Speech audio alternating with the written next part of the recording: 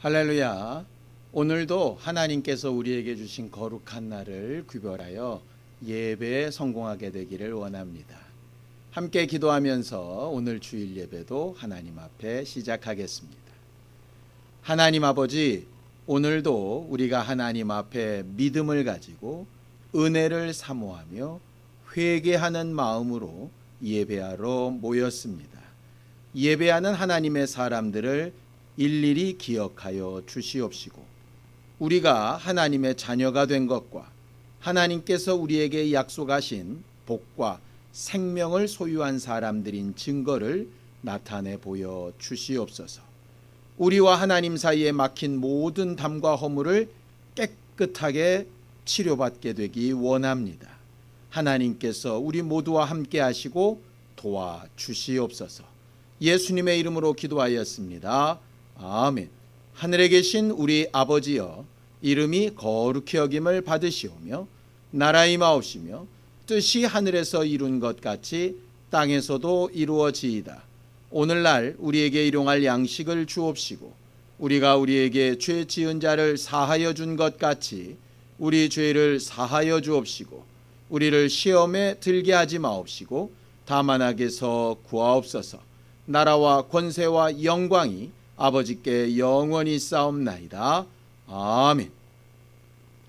찬송가 460장 함께 찬양하겠습니다. 찬송가 460장입니다.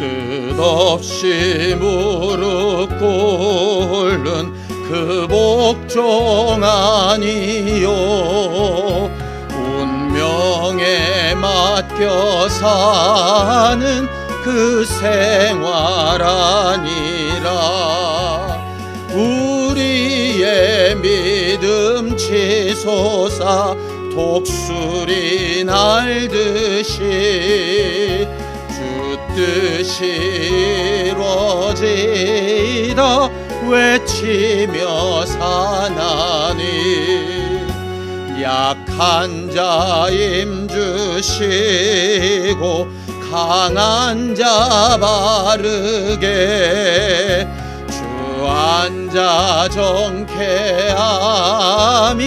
주님의 뜻이라. 배 아래 압박 있는 곳 주 거기 계셔서 그 팔로 막아주시어 정의가 사나니.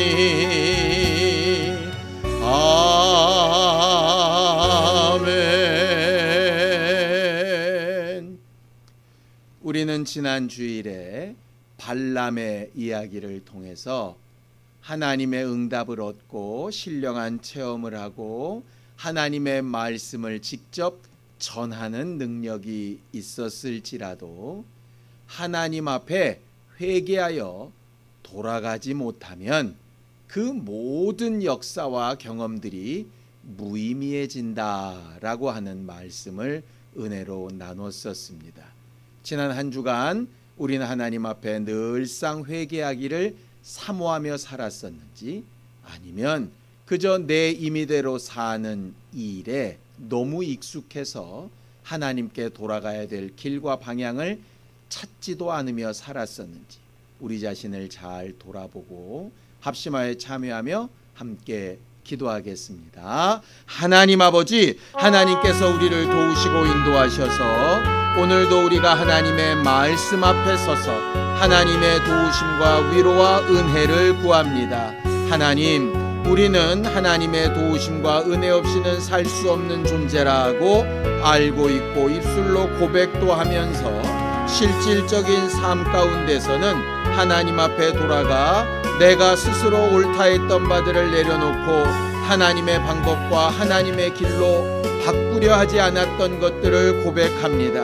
하나님, 때에 익숙하고 내 마음에 들고 내가 스스로 옳다 하는 바대로 함부로 살았다가 하나님 앞에 돌아와 예배하는 이 순간 하나님의 마음과 하나님의 생각과 하나님의 기준으로 바뀌어야 하는 것을 믿고 또 의지하며 고백하오니 이 시간 주 예수 보혈의 은혜를 의지하며 우리의 연약함과 게으른 것과 고집센 것과 하나님 앞에 하나님의 뜻대로 살려고 노력하지 못한 부분들을 고백하며 바꾸려 할 때에 은혜 베풀어 주시고 우리를 가르쳐 주셔서 성령께서 우리 안에 가르치시는 말씀으로 말미암아 내가 무엇을 의지하며 무엇을 기억하고 어디를 향하여 왜 움직이며 살아야 하는지 분명히 알고 고백하는 우리 모두가 되게 하여 주옵소서. 예배라 넌 모든 사람들이 하나님 앞에 돌아가 회개하기를 기뻐하며 늘 주님 앞에 가까이 가도록 도와주시옵소서.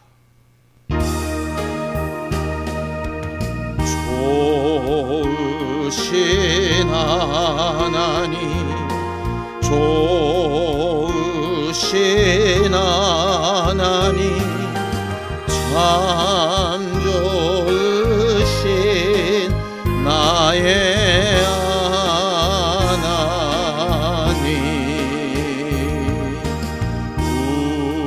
우리의 기도를 응답해 주시는 참 좋으신 나의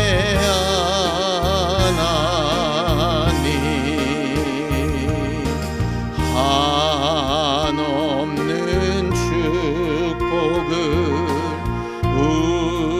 우리에게 주시는 참 좋으신 나의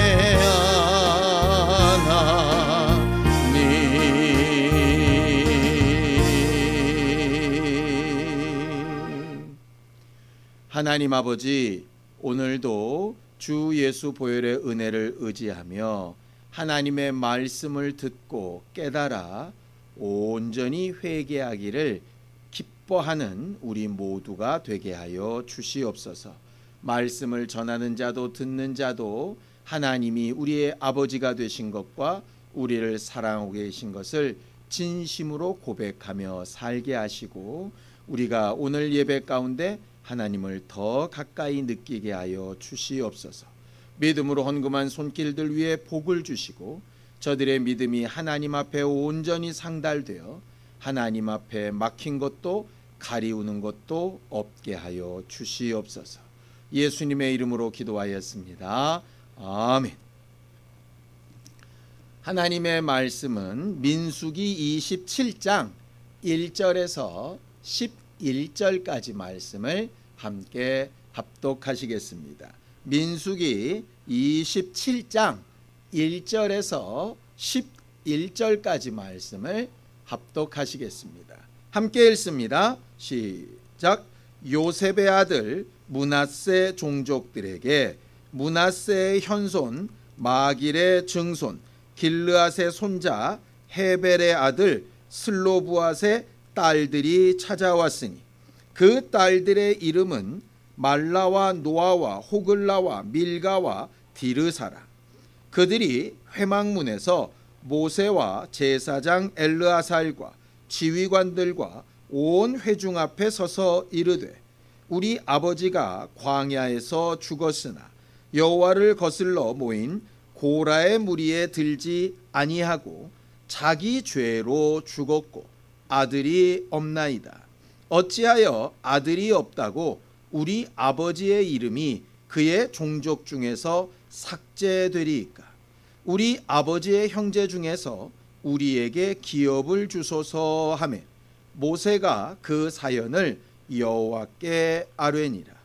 여호와께서 모세에게 말씀하여 이르시되 슬로브와 딸들의 말이 옳으니 너는 반드시 그들의 아버지의 형제 중에서 그들에게 기업을 주어 받게 하되 그들의 아버지의 기업을 그들에게 돌릴지니라. 너는 이스라엘 자손에게 말하여 이르기를 사람이 죽고 아들이 없으면 그의 기업을 그의 딸에게 돌릴 것이요 딸도 없으면 그의 기업을 그의 형제에게 줄 것이요 형제도 없으면 그의 기업을 그의 아버지의 형제에게 줄 것이요 그의 아버지의 형제도 없으면 그의 기업을 가장 가까운 친족에게 주어 받게 할지니라 하고 나 여호와가 너 모세에게 명한 대로 이스라엘 자손에게 판결의 규례가 되게 할지니라. 아멘.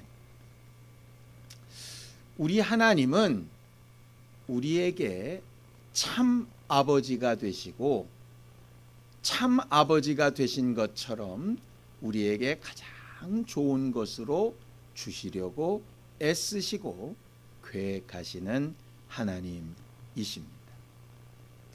하나님에 대해서 간혹 우리가 오해하는 것은 두려운 하나님, 무서운 하나님, 좀 더 나아가면 고지식한 하나님, 절대로 융통성이 없는 하나님이라고 생각하게 되기가 쉽습니다. 하나님은 완전하시기 때문에 자기의 계획을 꺾지 않으시지요. 하나님께서 옳다 하시는 바에 바꾸시지도 않으십니다. 그런 특성 때문에 우리는 하나님에 대하여 자주 오해하는 것이 하나님 앞에는 무슨 말씀을 드려도 필요 없을지 몰라. 우리가 바라고 원하는 것이 있어도 하나님이 뜻하신 것이라면 절대로 안 바뀔 거야 라고 생각하는 것들이 간혹 있습니다. 물론 하나님의 성품 가운데 공의와 엄위하신 부분이 분명히 있습니다. 그래서 절대로 피조물들이 창조주의 권리를 넘어설 수 없고 하나님이 계획하신 것에 반발할 수 없는 것 당연히 맞는 일이지요. 그런데 그 하나님이 똑같은 성품으로 인애와 긍휼을 가지고 계셔서 대세지장이 없는 한 하나님께서 뜻하신 가장 거룩한 뜻에서 어긋나지 않는 한 우리가 바라고 원하는 것을 굳이 꺾으시거나 거부하시거나 미워하시거나 하시지 않는 하나님이라고 하는 사실도 우리가 좀 알아두어야 할 것 같습니다. 특별히 구약의 하나님을 우리가 보다 보면 그저 무섭고 대하기 어려운 하나님이라고만 착각하기 쉽지요. 반대로 신약의 하나님만 우리가 또 보게 되면 너무 사랑만 하셔서 아무렇게나 해도 괜찮을 것 같은 하나님으로 오해를 할 때가 있습니다. 마치 어린아이들이 어려서는 엄마 아빠가 무조건 자기들의 바라는 대로 다 해주는 사랑스러운 부모 같다가 어느 정도 머리가 굵어지고 나면 자기가 하려고 하는 일에 계속 제한하고 야단치는 부모로 인식이 되어질 때가 있지요. 그런데 그 과정 모두를 다 넘어서고 나면 왜 그렇게 야단을 치셨는지 아니면 왜 그렇게 용납해 주셨는지 그 두 가지의 반응이 결국은 단 하나, 우리를 사랑하시기 때문이었다라고 하는 사실을 알게끔 됩니다. 그걸 가르쳐서 철들었다라고 이야기를 하지요. 신앙생활도 그런 과정이 필요합니다. 처음에는 우리에게 죄를 가르치시고 죄의 결과를 가르치실 때 우리는 무섭고 두려운 하나님에 대해서 배우게 됩니다. 죄를 지으면 잘못하게 되면 하나님의 뜻에서 어긋나게 되면 저주하시고 질병도 내리시고 문제도 일으키게 하시고 그래서 아프고 힘들고 답답하고 괴롭게 하신 하나님으로 인식될 때가 있지요. 또 은혜를 깊이 체험하고 나면 하나님 앞에 뭐든지 해도 되는 것처럼 착각하게 될 때도 있습니다. 그런데 그 시기를 다 지나서 성령으로 진짜 충만하게 되면 어느 선까지 하나님께서 우리를 용납하시고 자유를 주셨고 어느 선부터는 하나님께서 제한하시고 막아두셨는가 하는 것들을 분별하게 되어지고 더 나아가서 하나님의 마음과 생각을 알게도 됩니다. 우리는 신앙생활 할 때에 하나님이 우리에게 주신 권리는 어디까지이고 우리에게 또 책임을 맡기신 것은 어디서부터인가 라고 하는 것을 좀 생각해 볼 필요가 있습니다. 하나님은 모든 피조물을 만드실 때 각각의 처소와 각각의 권리들을 주셨지요. 그 중에 특별히 사람, 하나님의 형상의 모양을 따라 지은 사람에게는 특별한 권리를 하나 더 주셨습니다. 창세기 1장 28절을 한번 읽어보겠습니다. 함께 읽죠. 하나님이 그들에게 복을 주시며 하나님이 그들에게 이르시되 생육하고 번성하여 땅에 충만하라. 땅을 정복하라. 바다의 물고기와 하늘의 새와 땅에 움직이는 모든 생물을 다스리라 하시니라 라고 되어져 있죠. 그 이전까지의 모든 피조물들에게는 생육하고 번성하고 충만하라 라고 하는 것까지만 권리로 주셨습니다. 그런데 사람에게는 그것을 정복하고 다스리는 일까지 권리로 주셨지요.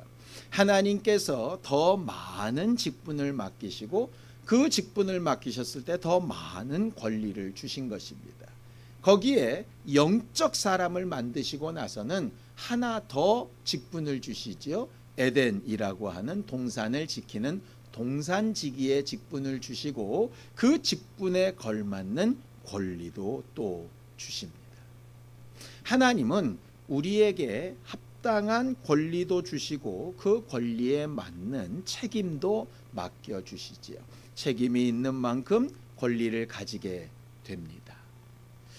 아담과 하와가 에덴 동산을 지키는 책임을 잘하고 있을 때에는 그들에게 합당한 권리가 있었지요. 그런데 그 동산지기의 역할을 잘못하게 되어 죄가 그들에게 들어온 순간부터 그들의 권리는 제한을 받게 됩니다. 땅은 그들의 명령을 듣지 않게 되고 노력 없이 얻을 수 있었던 먹고 마시게 되는 모든 일들이 이제는 수고하고 땀 흘려야 되는 것으로 바뀌게 되어지지요. 그게 바로 죄의 결과입니다. 죄는 책임을 잘하지 못하면 그 신분을 빼앗기게 되고요. 신분을 빼앗기게 되면 결국 그 신분에 함께 있었던 권리도 상실하게 되어지는 겁니다. 예수께서 오셔서 우리에게 정말 주고 싶었던 것은 하나님 앞에 신분을 회복시키는 것이고 그 신분이 회복되는 것과 함께 권리도 회복되는 겁니다. 요한복음 1장 12절입니다. 함께 읽죠. 시작. 영접하는 자 곧 그 이름을 믿는 자들에게는 하나님의 자녀가 되는 권세를 주셨다라고 이렇게 말하고 있죠. 영접하는 자 곧 그 이름을 믿는 자라고 하는 조건에 충족되어지면 하나님의 자녀가 되는 권세, 권리를 준다라고 하는 것입니다. 책임을 하면 권리를 준다라고 하는 것이죠. 우리는 예수 그리스도의 은혜를 통해서 구원을 받은 사람들이라고 이렇게 말합니다. 그 구원이라는 게 뭘까를 생각해 보면 두 가지입니다. 신분이 회복되는 것이고 권리가 회복되는 것입니다. 하나님과 교제하고 거닐고 하나님의 일을 맡아 행하던 영적 사람이 죄로 인하여 하나님을 만날 수 없고 예배할 수 없고 하나님을 가까이 할 수 없는 신분이 되었을 때에 하나님이 주신 권리도 잊어버렸었죠. 그런데 예수 그리스도를 통하여서 하나님을 예배할 수 있고 만날 수 있는 신분이 회복될 때에 권리도 회복이 되는 겁니다. 마치 예수님께서 비유로 말씀하셨던 탕자와 같은 것이죠. 탕자가 아버지의 아들로서의 모든 권리를 다 찾아가지고 아버지의 집에서 떠나게 됩니다. 그리고 나서 아주 망하게 되어져서 아버지의 아들이라는 신분을 어디 가서 자랑도 못할 만큼 망가뜨려져 버리게 되고 그 결과로 자기의 모든 권리나 권세도 다 사라지게 되지요. 그런데 그가 다시 돌아왔을 때 아버지가 그를 맞아주시고 그에게 다시 새 옷을 입히고 반지를 끼우고 입 맞추면서 내 아들이라 라고 신분을 회복시켜 주셨을 때 그의 권리도 회복이 되는 것을 보게 됩니다. 구원은 하나님 앞에 우리의 신분을 회복하는 거고 결국 또 권리를 회복하는 겁니다. 이 두 가지가 함께 존재해야 하는 것입니다. 그래서 우리가 구원을 받았다 하면 구원받은 권리, 권세가 과연 내게 있는가 하는 것이 중요하죠. 하나님 앞에 자녀가 되었다면, 하나님을 경험한 사실이 분명하다면, 하나님과 나와의 관계가 온전하다면 거기에 합당한 권리나 권세가 따라와야 정상인 것입니다. 그것까지 회복이 되어야 사실은 온전한 구원인 거죠. 하나님께서 우리에게 회복시켜 주신 그 권세와 권리가 뭘까? 하나님을 아버지라 부르는 것, 또 하나님의 이름을 사용할 수 있는 자녀된 권세가 되는 것입니다. 물론 하나님 앞에 구원받고 영생을 얻고 병이 낫고 문제가 해결되어지고 우리가 바라는 뭔가가 이루어지는 것도 굉장히 좋은 것일 겁니다. 그런데 그 모든 것의 출발, 그 모든 것의 원천적인 권리가 무엇인가? 하나님의 아들이라고 하는 것이죠. 탕자는 아버지의 집으로 돌아와서 새 옷을 입고 먹을 것과 마실 것에 대한 고민을 하지 않고 자녀로서의 권리나 그 지위를 얻게 됩니다. 이유가 뭡니까? 그 아버지의 아들이라는 것 때문입니다. 다른 것도 다 좋고 중요한 문제이지만 진짜 중요한 문제는 내가 정말 아버지의 아들이 맞나? 아버지는 나를 정말로 아들이라고 인정하시는 것이 맞나? 라고 하는 이 사실이 가장 중요한 부분입니다. 신앙생활할 때 우리가 이 부분을 절대로 잊지 말아야 합니다.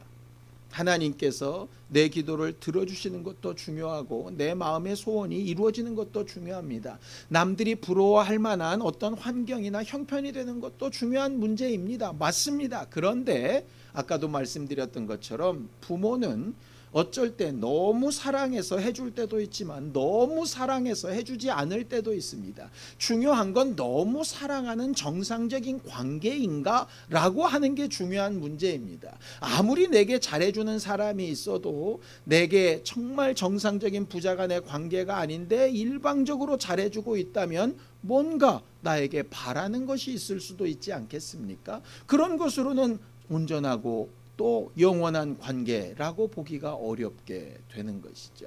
우리가 하나님 앞에 늘상 물어야 할 것은 하나님과 우리 사이의 관계가 과연 어떠합니까? 라고 하는 것에 대한 질문입니다. 하나님이 우리에게 자녀된 권세를 주셨다면 내가 정말 하나님의 자녀라는 사실이 분명해야 그 권세를 사용할 수도 있게 되어지는 거지요. 세상에서도 뭔가 권리를 사용하려면 그 권리를 사용할 만한 조건이나 충족된 어떤 환경이 있어야 되지요. 예를 들면 내가 이 땅에서 나라나 공권력의 보호를 받기 위해서는 이 나라 사람이라고 하는 어떤 증빙이 필요할 겁니다. 아무리 의료보험 제도가 잘 돼 있어서 그 의료보험 제도의 혜택을 내가 얻고 싶어도 내가 의료보험료를 제대로 내지 않고 있다면, 또 나라에서 정해놓은 그런 검사들을 제대로 받아놓고 있지 않았다면 그런 권리들이 제한을 받게 되는 경우들이 있지 않습니까? 나는 이 나라에 살면서 이 나라의 공권력의 보호를 받고 싶다면 분명히 내가 합당한 세금을 내고 거기에 대한 대가를 지불해야 가능한 것 아니겠습니까? 결과적으로 내가 하는 권리와 책임은 같이 가야 하는 것이죠. 내가 하나님의 자녀된 권리를 누리고 하나님의 이름을 사용하는 권리를 누리고 하나님의 자녀된 능력을 체험하며 하나님을 만나고 싶다면 분명히 전제되는 조건이 하나 있습니다. 우리가 지난주에 배웠던 회개라고 하는 것도 그 전제 조건의 하나이지요. 과거에 이렇게 재판장에 여러 번 가게 된 적이 있었습니다. 법적으로 얽힌 일이 있어서요. 그때 변호사랑 상담을 하고 이렇게 하면서 새로운 상황들이나 새로운 권리들을 되게 많이 발견한 것들이 있었습니다. 평상시에는 전혀 생각도 해보지 않았던 권리, 내가 반론을 제기하고 재판을 신청하고 피해 보상을 신청하고 하는 그런 권리들 말입니다. 그렇게 하면서 들었던 한 가지 말이 있습니다. 법 위에 잠자는 자는 보호받지 못한다라고 하는 격언입니다. 아무리 좋은 법이 있어도 그 법을 알고 그 법을 나를 위하여 사용하지 않으면 그 법은 저절로 나를 보호해 주지는 않는다라고 하는 것이죠. 법 위에서 권리를 알지도 못하고 알지만 사용하지도 않고 가만히 있어버리면 전혀 그것은 내게 유익한 역할을 해주지 못한다라고 하는 뜻입니다.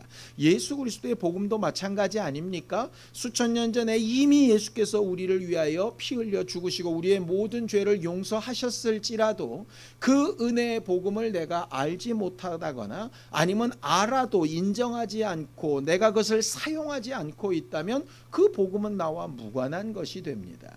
하나님의 이름이 아무리 능력이 있고 우리의 소원을 이룰 수 있는 증거가 되어진다 하더라도 그 이름을 내 입술로 부르고 간구하지 않으면 아무런 응답도 없게 되는 겁니다. 하나님의 말씀과 하나님이 우리에게 주시는 신령한 복을 아무리 듣고 배웠을지라도 그것을 인정하여 내 입으로 고백하고 요청하고 움직이지 않으면 무관한 것이 되어버리고 마는 것이죠. 오늘은 우리가 하나님을 경험한다라고 할 때 지레짐작으로 하나님은 이럴 거야, 그래서 소용없어, 이렇게 하는 건 무의미해 라고 스스로의 권리를 다 포기하는 사람이 아니라 적극적으로 자기의 권리를 구하고 요청하고 물어보고 확인해서 자기의 권리들을 되찾을 수 있었던 슬로브앗이라고 하는 사람의 5명의 딸들 이야기를 좀 하려고 합니다. 슬로브앗의 딸들은 므낫세 지파, 요셉 지파에 속한 사람들이었습니다. 그런데 광야 생활 40년 동안에 그 슬로브앗이 광야 생활 중 죽게 됩니다. 이스라엘 민족들은 가나안 땅에 들어가게 되면 각 지파별로, 가족별로, 가문별로 이렇게 땅을 배분받도록 약속을 받았었거든요. 그런데 가데스 바네아에서 잘못된 정탐을 한 이후래요. 39년 동안 헤매는 시간이 더 길어져서 사실 그 이전에 들어갔다면 슬로브앗이 분명히 얻을 수 있었던 땅의 권리가 사라지게 된 상황이 벌어지게 된 겁니다. 자, 민수기 27장 3절 4절입니다. 함께 읽습니다. 시작. 우리 아버지가 광야에서 죽었으나 여호와를 거슬러 모인 고라의 무리에 들지 아니하고 자기 죄로 죽었고 아들이 없나이다. 어찌하여 아들이 없다고 우리 아버지의 이름이 그의 종족 중에서 삭제되리이까? 우리 아버지의 형제 중에서 우리에게 기업을 주소서 하였다 그랬습니다. 슬로브앗의 5딸이 모세와 제사장 엘르아살과 다른 지휘관들과 많은 사람들 앞에 공식으로 청구를 하는 겁니다. 거기 슬로브앗이 자기 죄로 죽었다는 얘기는 자기의 생명이 다하여 죽었다는 이야기입니다. 하나님 앞에 저주를 받거나 하나님 앞에 권리를 요청하지 못할 만큼 결격 사유가 있는 것이 아니라고 하는 얘기입니다. 그런데 왜 슬로브앗에게 주어져야 될 땅이 사라지게 생겼느냐? 슬로브앗에게 아들이 없었기 때문이죠.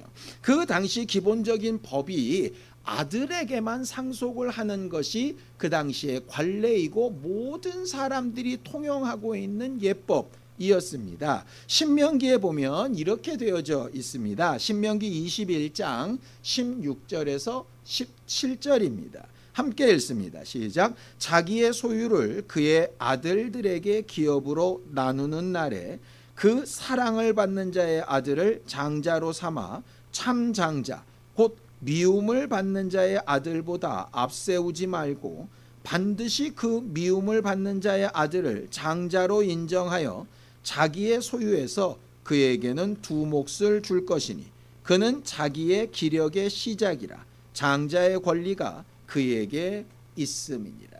이스라엘의 그 당시 관례는 장자에게 2배 상속분을 주는 것이 관례였습니다. 그런데 이 신명기 말씀은 무슨 얘기냐면 이런 겁니다. 한 남자에게 2 부인이 있는데 한 부인은 마음에 드는 부인이고 한 부인은 마음에 들지 않는 부인입니다. 예를 든다면 야곱의 부인이었던 레아와 라헬을 들 수 있겠지요. 그런데 레아에게 장남이 있고 라헬에게 요셉이라는 장남이 있습니다. 요셉이 너무 예쁘니까 요셉을 장남 삼고 싶은 마음이 있는 겁니다. 그런데 그렇게 하면 안 된다는 겁니다.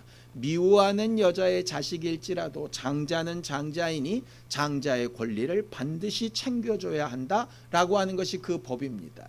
그건 무슨 얘기입니까? 하나님께서 먼저 나게 하시고 생명의 근간을 삼으신 자를 인간의 감정으로 바꿀 수 없도록 해놓으신 것입니다. 억울한 피해자가 생기지 않게 하려고 하시는 것이죠. 이게 하나님의 기본적인 뜻입니다. 하나님의 법에 이렇게 세세한 부분까지 되어져 있던 것이죠. 그런데 신기하게도 딸에게 상속하는 법은 없었던 겁니다. 슬로브앗의 딸들이 이 부분을 들고 이야기하는 거죠.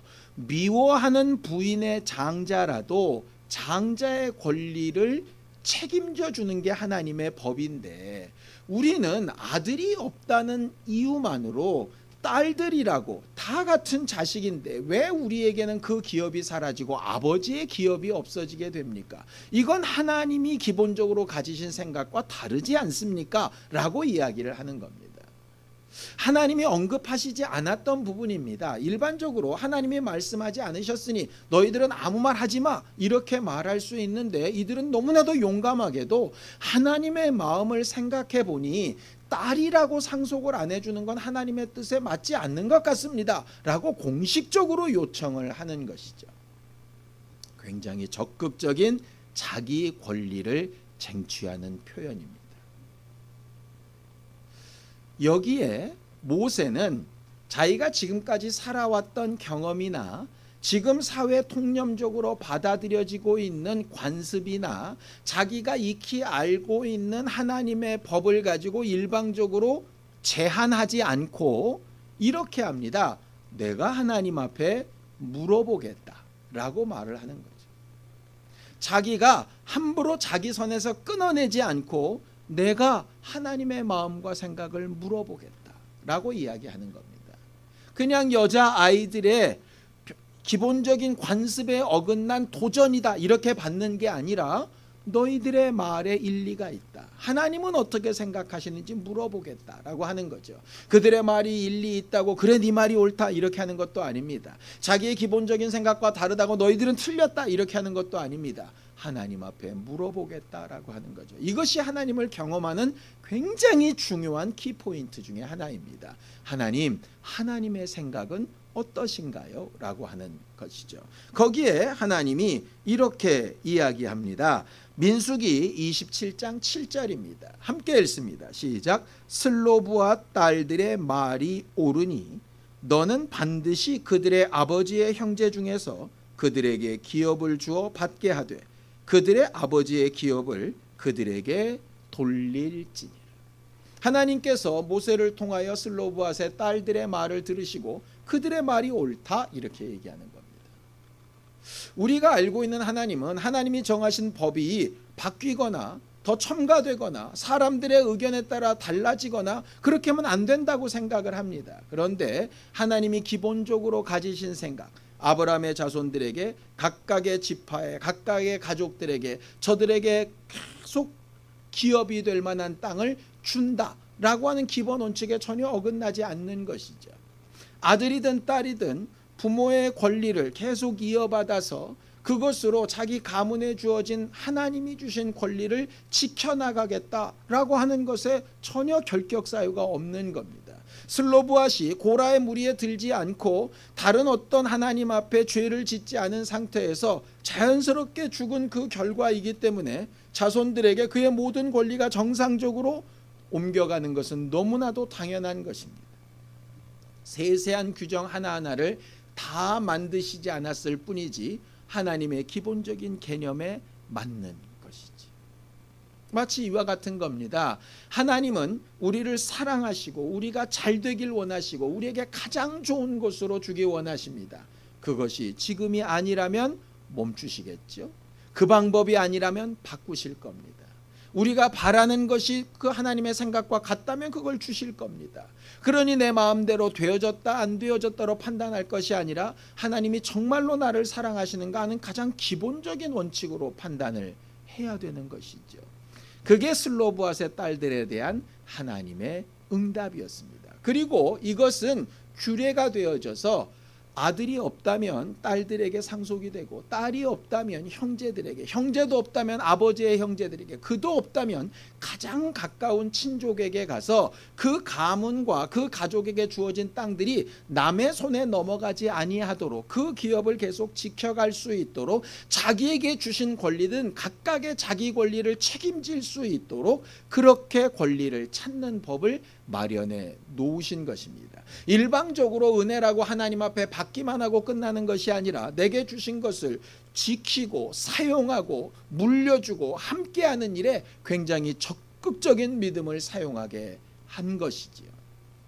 거기에 이번에는 요셉 지파의 어른들이 또 다른 이야기를 합니다.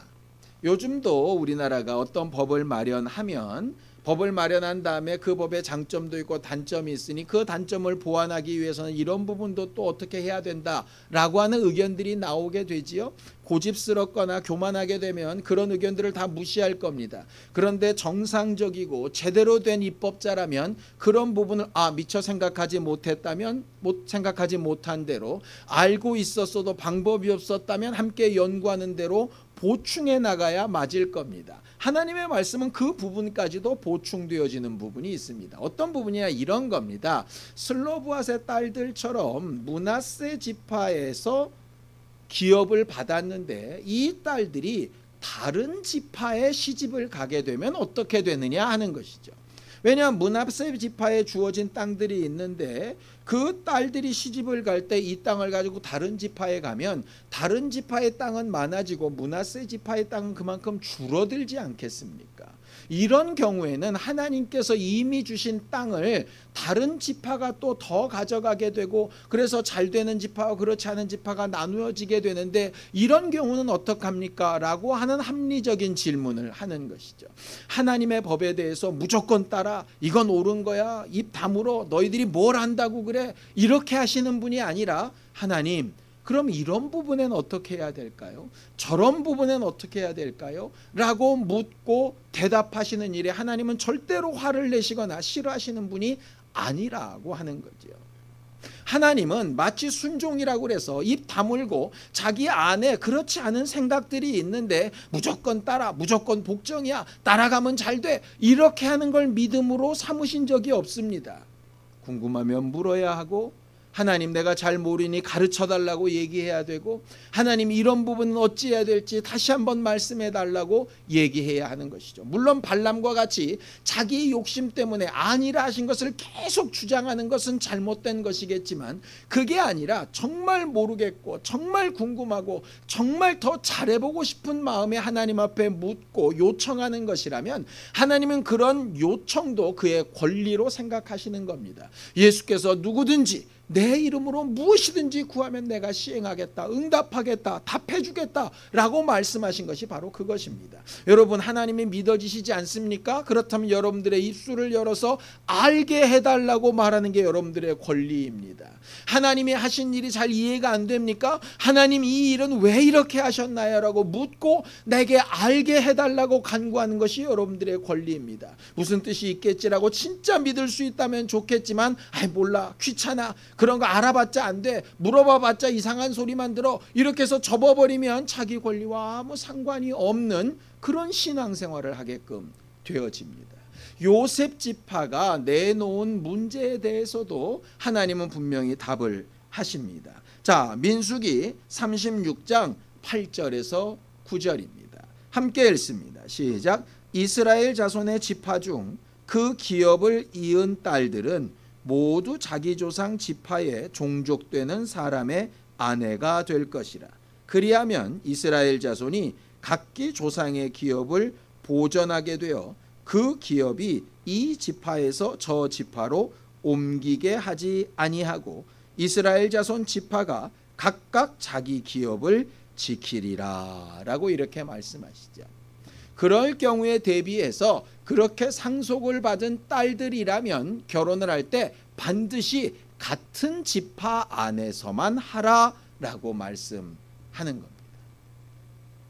여기까지 설교를 준비한 다음에 이런 의문이 생겼습니다. 만약에 그런 가문의 재산을 상속받은 여자가 정말로 사랑하는 남자가 다른 지파일 경우에는 어떻게 했을까 하는 것이죠. 어떻게 했을 것 같으십니까? 저는 두 가지 경우가 있다고 생각합니다.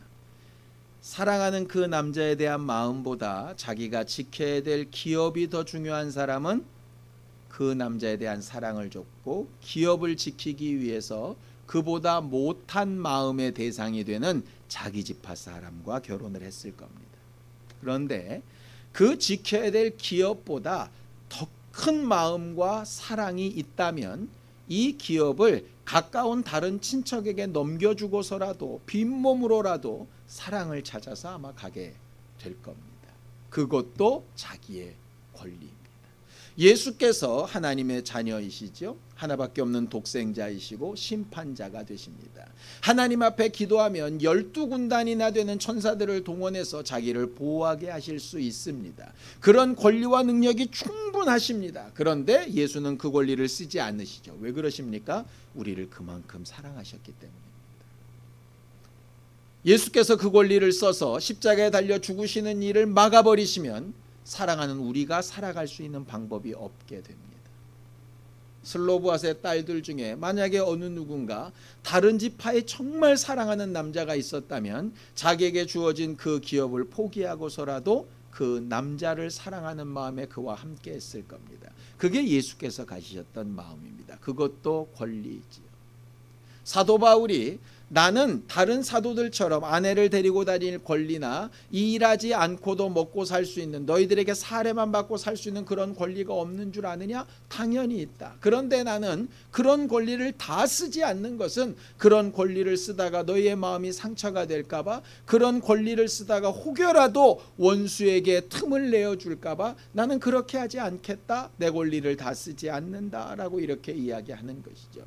우리에게는 하나님의 자녀가 된 권리가 있습니다. 그 권리를 우리는 당연히 잘 사용해야 되고 합당한 권리의 능력을 체험해야 됩니다.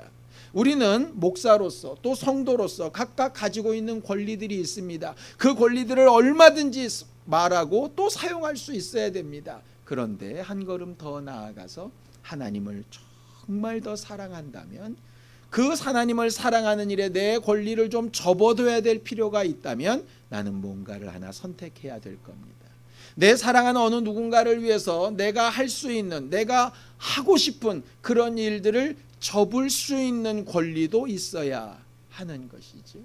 슬로브앗의 딸들은 자기들에게 관습적으로는 허락되지 않았던 그 권리를 얻기 위해서 담대하게 고백하고 하나님 앞에 나아가기를 주저하지 않았습니다. 그리고 만약 그 권리보다 더 중요한 사랑의 관계가 있었다면 그렇게 힘겹게 얻은 권리마저도 포기하고 더 크고 더 온전한 사랑을 위해서 아마 움직여 갔을 겁니다. 우리는 어떻게 신앙생활 하고 있나요? 하나님이 우리에게 주신 은혜와 하나님의 자녀된 권세와 하나님의 이름을 사용하는 것을 귀한 권리로 알고 청구하고 사용하고 누리고 있나요? 아니면 내가 정말 그렇게 귀하게 여기는 권리이지만 그보다 더 중요한 영혼, 내 가족, 내 자녀, 내 부모, 나와 함께하는 사람들의 그 영혼을 위하여, 그들을 얻기 위하여, 그들 앞에 가까이 가기 위하여 그런 부분들을 내가 과감하게 접고 내 권리를 포기하고 손해를 감수하면서 그렇게 하나님의 사랑을 닮아가며 살고 있나요? 우리는 우리에게 주신 권리를 잘 사용하는 사람들이 되기를 원합니다. 나를 위하여 사용하든 남을 위하여 포기하든 그건 상관없습니다. 정말 중요하고 더 귀한 일을 위하여 잘 사용하는 권리자들이 되기를 예수님의 이름으로 축원합니다. 하나님께서 우리에게 권리를 주실 때 책임을 주셨다고 했지요. 하나님의 자녀된 책임, 교회가 된 책임, 하나님의 사람이 된 책임을 나를 위해서도 남들을 위해서도 항상 생각하고 채워나갈 수 있는 우리 모두가 되기를 예수님의 이름으로 축원합니다. 함께 기도하시겠습니다. 하나님 아버지, 하나님께서 우리를 도우시고 인도하셔서 오늘도 우리가 하나님의 자녀된 것을 고백하고 하나님의 말씀 앞에 제대로 선 믿음의 사람들이 되기를 원하오니 도우시고 함께하여 주시옵소서. 하나님, 우리가 하나님을 아버지라 부르고 하나님의 이름을 부르며 기도도 하고 하나님의 이름을 영접하여 자녀된 권세가 있다라고 고백하고 있사오니 하나님, 날마다 때마다 우리를 만나주시고 함께 해주셔서 우리가 하나님의 자녀인 권리와 그 증거가 분명히 드러날 수 있게 하여 주시고 응답하여 주시고 우리에게 가장 합당하고 온전한 것으로 채우시고 만져주시는 하나님의 능력과 위로가 있게 되어지기를 원하오니 도와주시옵소서. 또 우리에게 주신 권리와 우리가 마땅히 누려야 될 일들이 있을지라도 그보다 더 중요한 것, 영혼을 살리며 회복시키고 전도하고 하나님의 나라를 확장시키며 하나님을 기쁘시게 하는 일에 더 잘 사용되어지는 우리 모두가 될 수 있게 하여 주셔서 이 모든 일을 통하여 하나님과 우리 사이의 관계가 더 온전하게 되어지고 하나님을 기쁘시게 하며 하나님으로 인하여 우리가 기뻐지고 하나님과 함께하는 거룩하고 신령한 영적 생활에 승리하는 우리 모두가 되게 하여 주시옵소서. 하나님 아버지, 우리를 도우시고 함께하여 주옵소서. 하나님의 자녀가 되었사오니 자녀된 권리를 하나님 앞에 요청할 때에 하나님께서 응답하시고 채워주시기를 원합니다. 원수들을 이기게 하시고 기도에 응답이 있게 하시고 하나님의 말씀 앞에 바로 서게 하여 주셔서 하나님이 우리에게 주신 권리와 책임을 다 잘 감당하며 하나님과 함께하는 거룩하고 행복한 신앙생활이 되게 하여 주시옵소서. 각 가정에서도 또 맡겨진 영혼들 앞에서도 내게 주신 권리를 잘 사용하여서 그들을 살리고 온전케 하는 일에 사용되어지는 우리 모두가 되도록 도우시고 인도하여 주시옵소서. 예수님의 이름으로 기도하였습니다.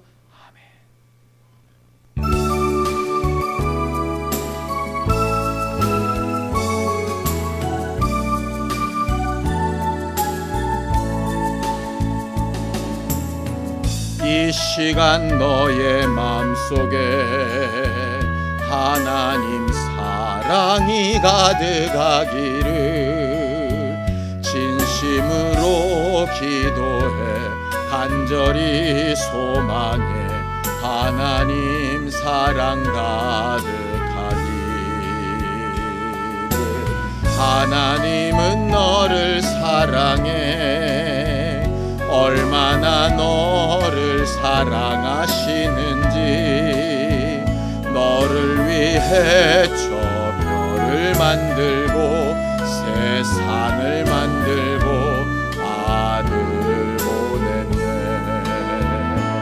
오래전부터 널 위해 준비된 하나님의 크신 사랑 너의 가는 길 주의 사랑 가득하기를 축복해.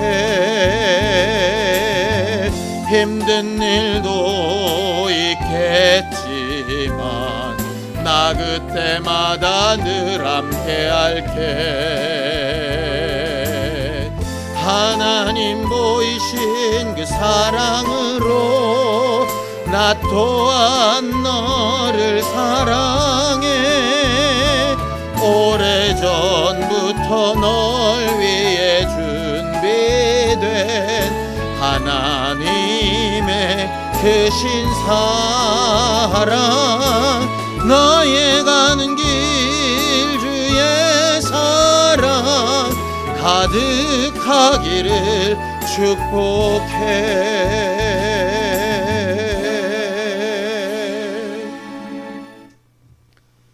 이제는 우리 주 예수 그리스도의 은혜와 하나님 아버지의 극진하신 사랑과 성령님의 감동하시고 함께 하시는 분명한 증거가 하나님의 자녀된 권리를 잘 사용하기를 결심하는 우리 모두 위에 이제부터 영원까지 함께 있을지어다. 아멘.